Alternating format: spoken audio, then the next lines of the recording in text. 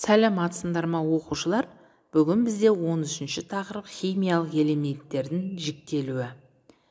Элементтердің ашылуы 19 ғасырдың бірінші жартысында 25 элемент ашылды.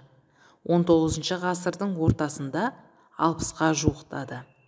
Қазіргі уақытта 118, 116-сы ашылған, 114-і аталған және екеуі зерттелуде. Менделеев химиялық элементтер жүйесін құрды. Менделеев заңы химиялық элементтердің және олардың жүйесін, жай және күрделі заттардың қасиеттері, олардың атомдық массаларына периодтық жүйеде тәуелді деді. Бертелюс, швед ғалымы, элементтерді металдар және бейметалдар жіктелуін ұсынды. Дюберейнер, неміс химигі, қасиеттері ұқсас элементтерді 3-3-тен топқа біріктіруді ұсынды. Оны триада деп атады. Триада мәні әр триадада орналасқан элементтердің атомдық массасы екі жағындағы элементтердің атомдық массаларын арифметикалық орнына тең деді. Мысалы, литий, натрий, калий. Атомдық массалары 7, 23, 29 деп алды. Ньюленс бізде химиялық элементтерді атомдық массаларының өсу ретімен орналастырды. Октавалар заңын енгізді. Октавалар заңы ұқсас элементтердің нөмірлері ереже бойынша бір-бірінен бүтін және 7 санға немесе 7 еселікке ерекшеленді. Басқаша айтқанда, бір топ мүшелері бір-бірінен музыкадағы октавалардың шеткі нүктелері сияқты қатынаста болды. Мінеки балдар, енді біліміңді тексер тапсырмаларын бірге орындайық. Бірінші тапсырманың бірінші сұрағы. Химиялық элементтерді жіктеу қажеттілігі неліктен туындады деген сұрақ берілген. Жауабы, химиялық элементтерді жіктеудің қажеттілігі туындаған себебі олардың саны 19 ғасырдың басынан біртіндеп арта бастады. Екінші сұрақ. Алюминий мен күкірттің физикалық қасиеттерін сипатта. Бұл екі заттың қасиеттерін салыстыр. Жауабы, алюминий күмістей ақ түсті жылтыры бар. Электр өткізгіштігі мен жылу өткізгіштігі жоғары металл. Ал бізде күкірт сары түсті, электр өткізгіштігі төмен металл. Үшінші тапсырмамызда триадалар деген не?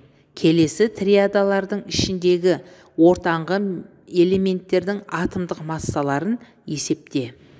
Бұл жерде А нұсқасында бізде натрий, магний, алюминий берілген. Ә нұсқасында бериллий, магний, кальций берілген. Жауабына келетін болсақ, АР дегеніміз балдар бұл жерде атомдық массалары. 23-ке 27-ні қосып, 2-ге бөлеміз. 23 бізде натрийдің атомдық массасы, 27 бізде алюминийдің атомдық массасы. Мәні 25-ке тең.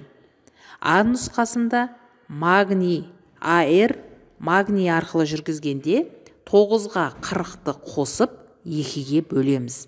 Сонда 24,5 шықты. Кейбір қасиеттері 3-3-тен құралған элементтер. Төртінші тапсырма. Неліктен Ньюленстің октавалар заңы периодтық жүйені құруда дәл болмады? Әр периодта 7 топ жасаумен шектелді және кейбір ұяшықтарға бірнеше элементтерді орналастырды.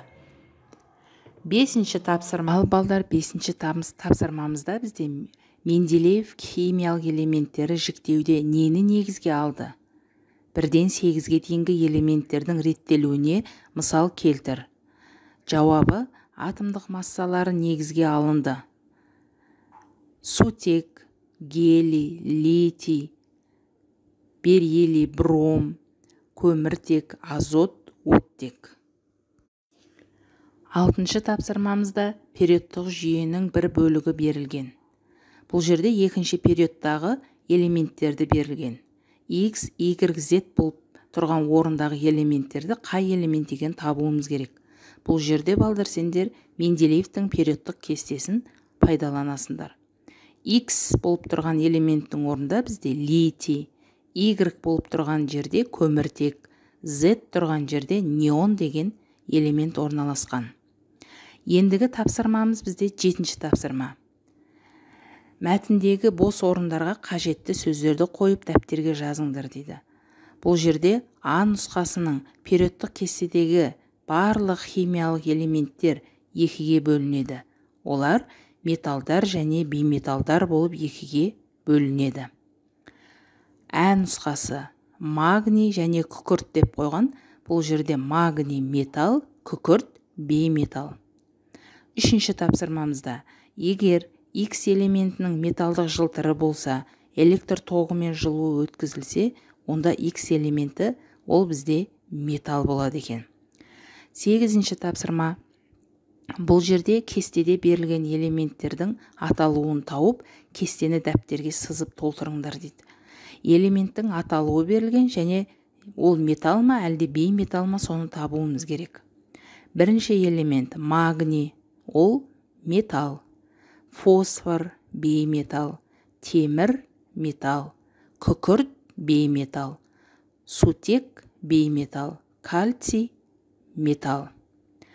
9-ші тапсырмада ғаламшарлар, белгілі ғалымдар, мемлекет, қалалар құрметіне аталған элементтерді периодтық жүйеден тауып, оларды атауларын және таңбаларын дәптерге жаз дейді. Бұл есепте тапсырмамызда А нұсқасында Нептун, Плутоний, Уран деген бізде ғаламшарлар атымен аталады. Ә нұсқасының жауабы Эйнштейн, Менделеев деген элементтер ол бізде белгілі ғалымдардың атымен аталып тұр. В нұсқасында бізде Самари және Франций мемлекеттің қаланың атымен аталып тұр. Мінекей балдар, бүгінгі тапсырмамыз осы. Келесі тапсырмамызды бірге орындау үшін, каналды жоғалтып алмас үшін тіркеліп, қоңыраушаны басып қойыңдар.